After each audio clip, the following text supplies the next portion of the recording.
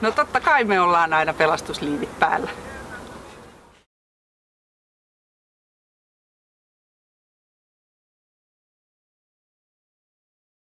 Me laitetaan aina pelastusliivit päälle, kun me lähdetään vesille jo laiturilla. Joo, eli aina kun treenataan ja kisataan, niin veneessä on aina liivit päällä ja muuten ei lähdetä rannasta pois. Katamaranilla mennään niin lujaa ja me käytetään niissä aina pelastusliivejä. Ne on ihan välttämättömät.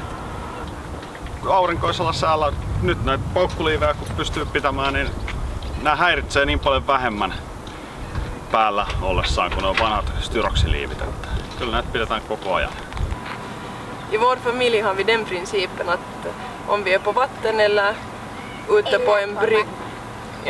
på en brygga eller någonstans nära vattnet så har barnen flytväst på sig för säkerhets skull. Man vet aldrig om det händer någonting.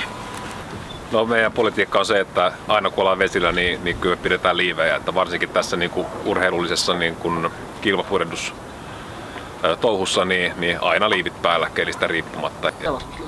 Meillä on aina pelastusliivit asiakkaiden kanssa. Että meillä ei semmoista tilannetta ole, että pelastusliivejä ei ole päällä.